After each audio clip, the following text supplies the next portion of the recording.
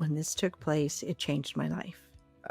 Obviously. And it changed my life in so many ways, not just with the fear and anxiety, but I just literally said, God, take away any desire. I don't want anyone to desire me. I don't want to desire anyone, nothing. I just saw filth. I saw this ugliness.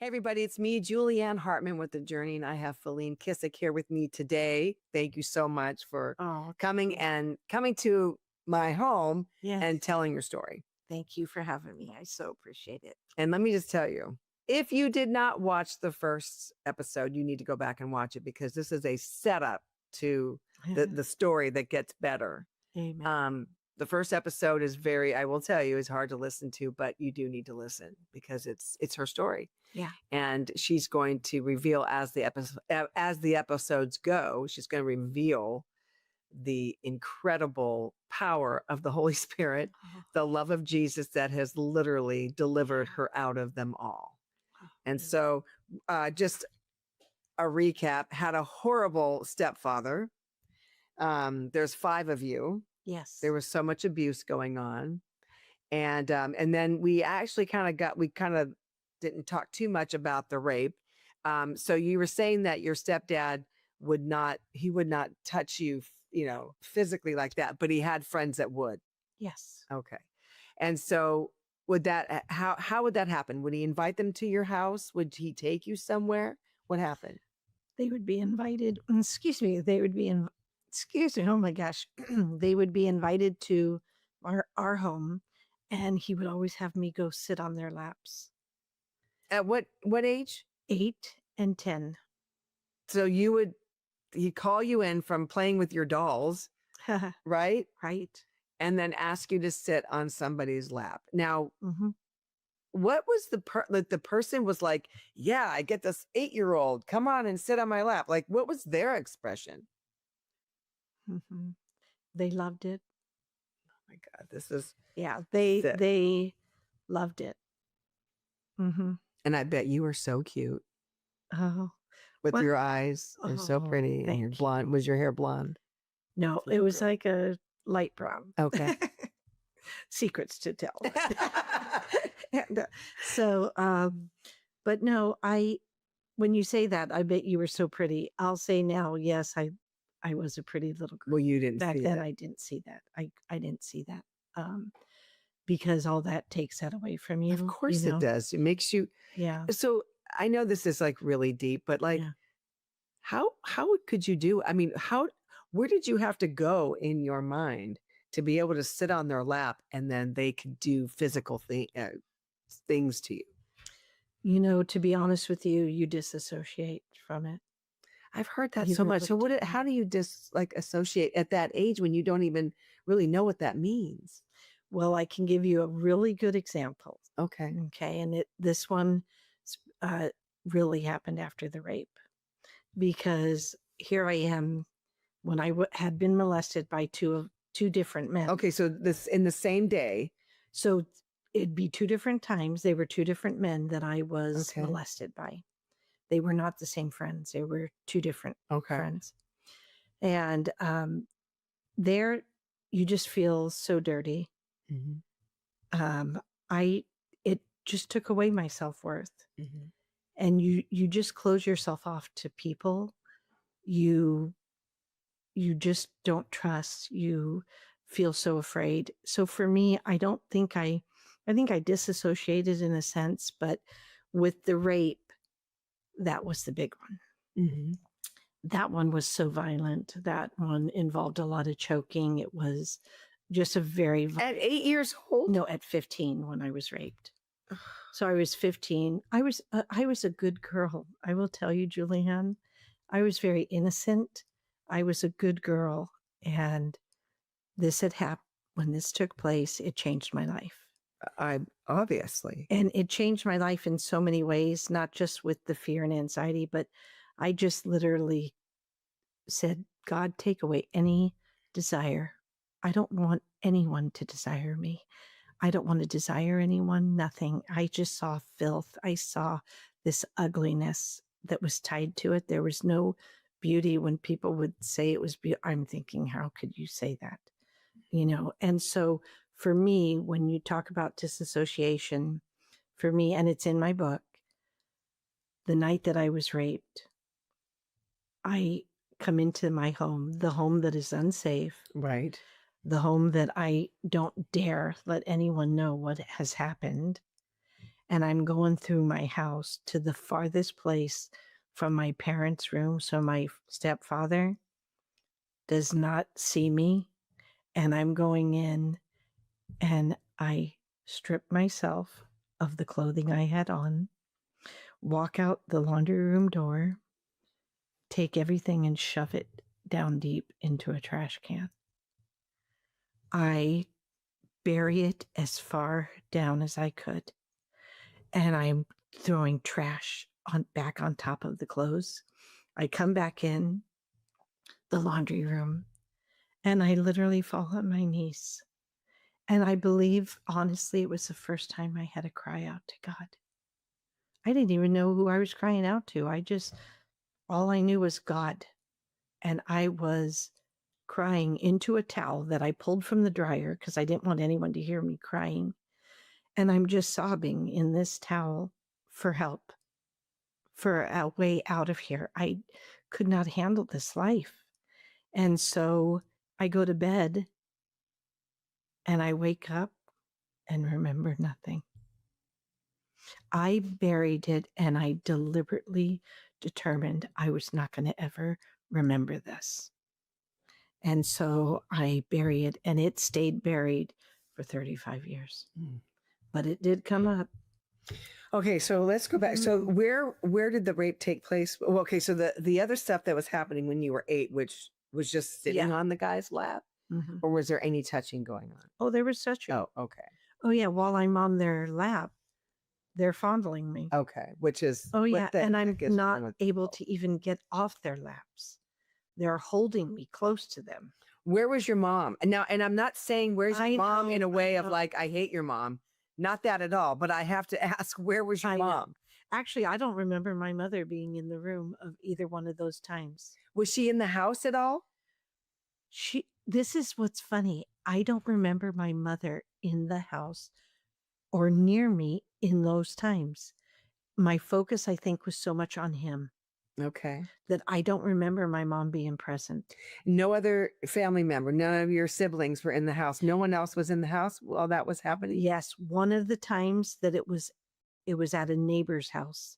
Everyone was sitting in like a circle. Mm-hmm. All the parents and the kids were probably playing. And I think I was the only kid there. And that's when the second time, my dad had me sit on this one man, yeah, right. This one man's lap. And so I'm on his lap and I was 10. And this is at the neighbor's house? At the neighbor's home in their living room. And your mom was not there. So it was like, I don't remember seeing my mother. Neighborhood friends. Yeah. I don't remember seeing my mother there. In the other time, it was at our home when I was 8. It was at our house. And he had me go and sit on the lap of this man. And that he just held me so close to him. And I'm like, I felt so trapped. And all I could see is my dad. And so he's fondling me, and I know my dad, they knew, like, I sit there and I think, surely someone in these rooms saw this. And yet no one came to my rescue.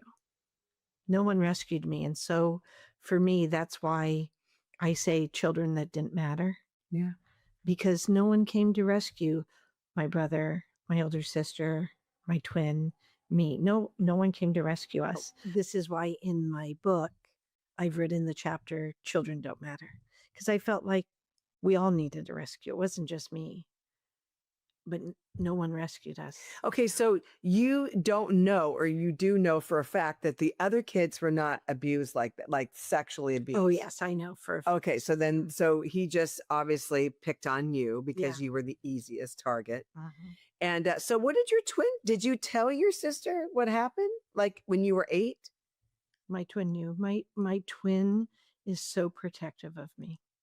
She aches for my life. She really does. I can imagine. Even today, she hurts so much for the life I had, but I don't. Mhm. I don't anymore. Yeah. You know, she does, and it breaks her heart at the Yeah. fact of what I've had to walk through, and it only intensified her hate for him.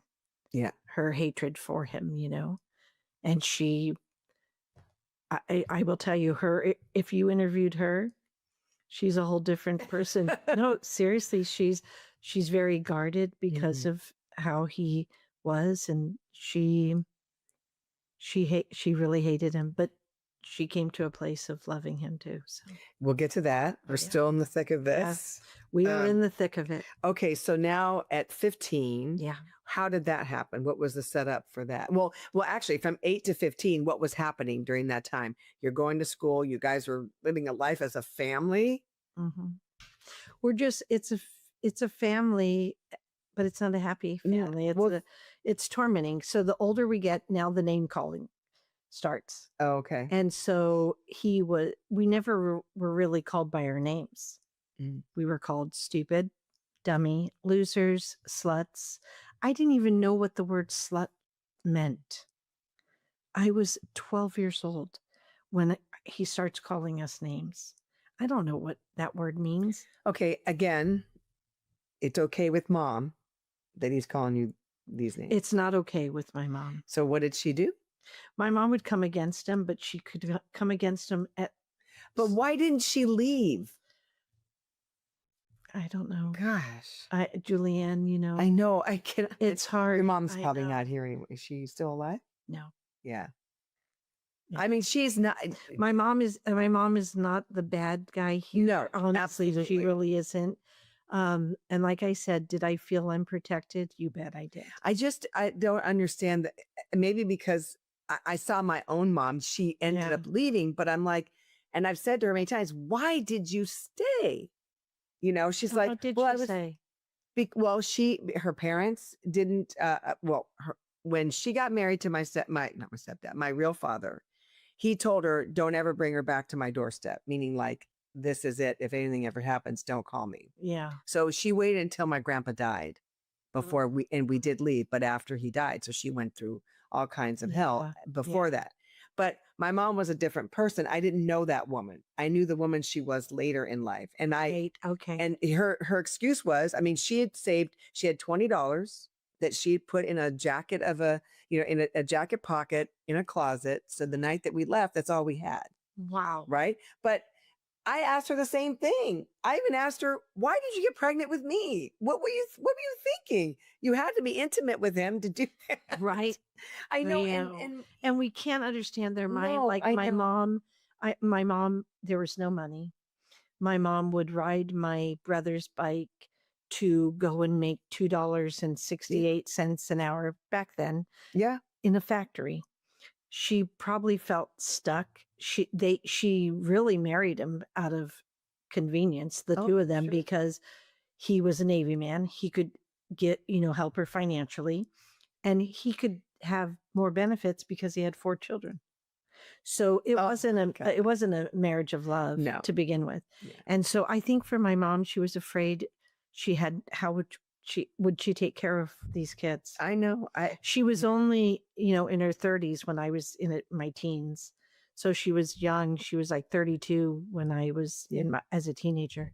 And so I think for my mom, she was afraid. She didn't know how she would take care of us kids, even though it's hard to understand. But it was just and not that, any kind of abuse is terrible. Yeah. But my father wasn't doing the things that your father was doing. And I mean, yes, I came to know later in life when my mom and I would have some really deep talks, and I felt so bad that she was trapped and didn't know what to do. Yeah. But I guess it was that generation too. There weren't places to go. No, back you're right. then, and no one talked about it back then. That's the thing. Like in the neighborhood, nobody knew that my mother was a victim too. I'm sure. He was such a victim of under his abuse. Yeah. I couldn't see a lot of it because I would always hear the fighting, always between the two of them. But I couldn't see it. We'd be locked in a room or away. And so I know there was so much abuse against her from him. And like I said, he left our life only because he tried to murder her. Right. So, I mean, he didn't love this woman, and he was hiding, trying to kill her. And so that's probably what kept my mom from leaving. She was afraid that eventually one day he would kill her kids or her. Yeah. I don't know. It's hard to understand. I know. She was probably trying to manage it so that at least it's like, this is such a sick thing, but it's like, I know what I have. I don't know what I might, what I would have if I left. Yeah. And that was one thing that my mom had said. She said, I knew what I had, which was terrible, but I didn't know, there was such an unknown. I didn't know where to go when I was to leave. So, all right. So then let's go from age 12 to 15. What does life look like? Well, I was, Did you play sports? Did you do anything in school? Were you able to? I didn't do anything in school. Fun for us was the skating rink. That was the big thing when we were teenagers. So we'd go to the local The Parthenia one? No, it was the one in Reseda, Sherman Square, remember? So did you ever go there? No, I didn't. No. Okay. And so we went there and it was fun. That was our place where we had fun. And so I remember though, my twin sister and I, sometimes we wouldn't come home till like 8 a.m. Oh my gosh. Mm-hmm. Where would you go? We would just go and sit at like a Sambo's or what was it, Denny's or Denny's. And Sambo's, that really that's aging. I know. My gosh. Okay. So we'd go and sit at Denny's till like early morning. And then no one noticed at home because no one was noticing. Well, we'd get yelled at when she realized we didn't get home till 8. Right. No one came to get us. They really didn't know. Well, we didn't have phones back then, so they didn't know where we were at. And so those were fun times for us. Renee and I, we had a lot of fun. And then that's where I met a friend of a friend who was the one who raped me. Okay, so that was a friend of your dad's? No, a friend of a friend. Oh, okay. So he was an older, probably. Who was like I don't want to name names, but who was the friend? Was it a high school friend? It was a skating rink friend. Okay, skating rink friend, and then his friend is what did it. So what? So not. And I'm 15. He was 19. Okay, about 19, I would say. And so, did you go on a date with him? No. You were at the. We all went back to his house where he lived, and there was a group of us, and it all was fun. We were on the grass in the front yard, just all talking, and then next thing I know, he's wanting to show me something inside. And so. And was your sister with you? My sister was there. Okay. She was out front with all the friends. And so he wants to show me something inside. And when he goes inside, he takes me into a garage. And that's where he raped me. And here's the thing too, nobody even knows I'm gone. Did you scream that no one could hear you? No, I didn't scream, Julianne. I was so terrified. Yeah. I literally could almost see myself like I was above myself. You came outside of your body. I could see myself and I could see just tears coming down my face. And I was terrified. It was an empty garage. It was concrete. I remember it vividly. And by the time I go out, no one's there on the lawn anymore. Where's your sister? She's gone. Was it near your house? I don't remember where it was at. I don't remember the area. How'd you get out? I have to get in the car now with this man who raped me. And so. What's he saying all this time? It's like, is he calling it rape or is he calling it? Oh, no, it was rape. No, I'm saying, is he making light of it? Like, is he like a criminal? Like, how's he talking to you He is forcing me to do sexual acts with him in the car in the as car? he's taking me My God. to my home. It just continues. So it's just continuing on, and I am, you want to talk about terrified? All I remember was being on a canyon road. So I don't know where I was because I lived in Reseda. So it was. So even to my thinking, I'm wondering if it was like Santa Susana. Oh, Because that's the only, now logically to me, I'm thinking that's the only canyon. It probably wouldn't have been. I don't know because Box Canyon?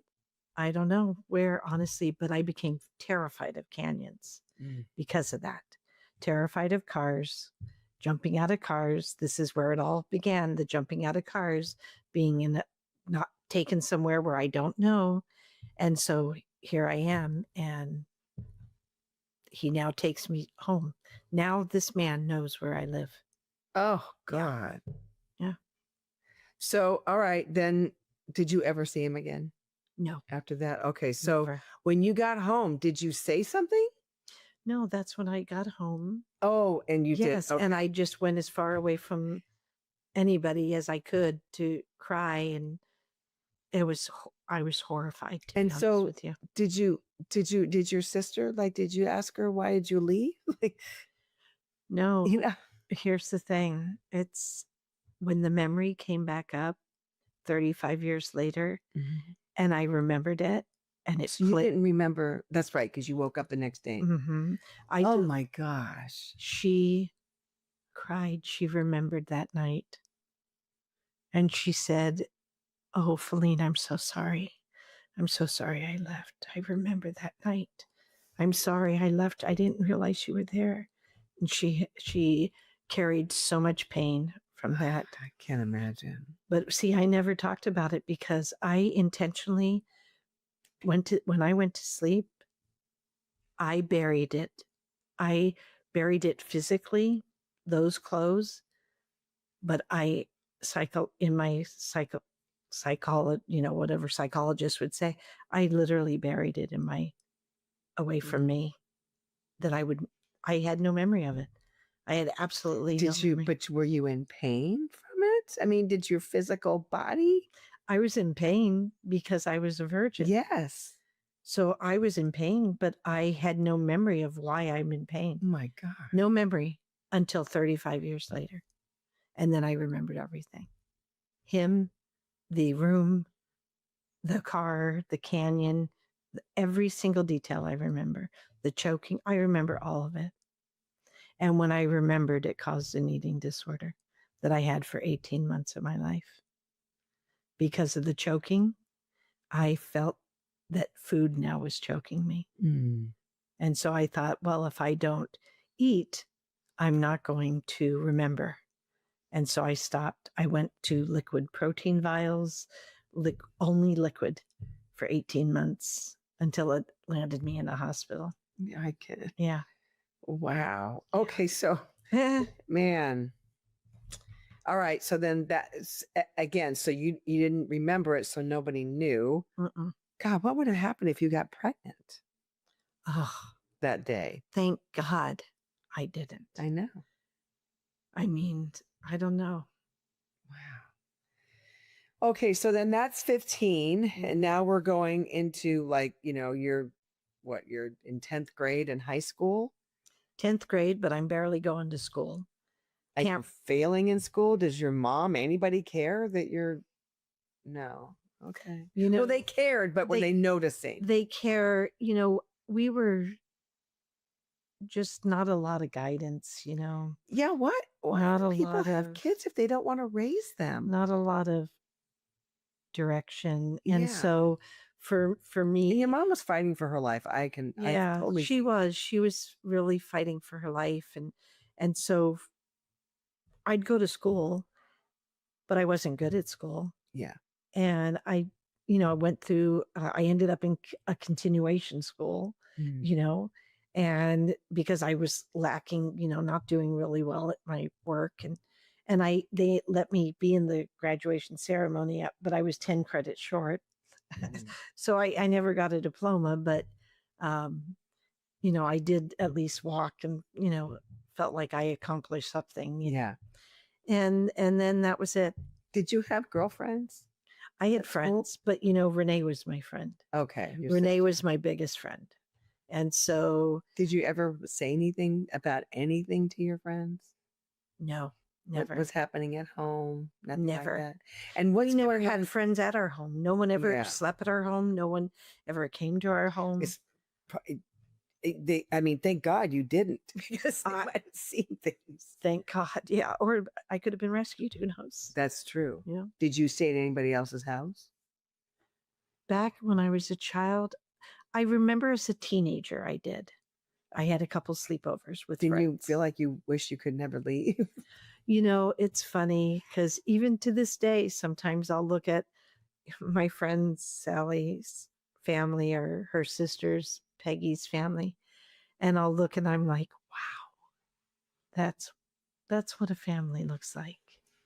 And I just so love being around them and with their families. They're like family to me. Yeah.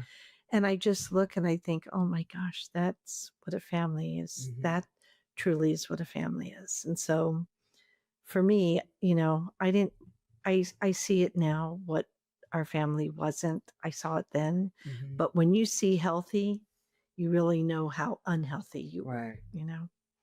Yeah. Okay, well, we're going to stop here because now we're going on to the more adult years, carrying all this that you just saw on this episode and the episode before now into her future and trying to figure out life as an adult. Yeah. On her own. So thank you all for watching. Please, like I said many times, share the video. You need to do that. And also go to healingjourneystoday.com and you can check out everything that we're doing. You want to subscribe to the newsletter because in that newsletter, it tells you everything that's going on here. We have so many wonderful things coming up and we want you to be a part of it. So, and also too, thank you so much for your donations because you guys allow this platform to be as big as it is.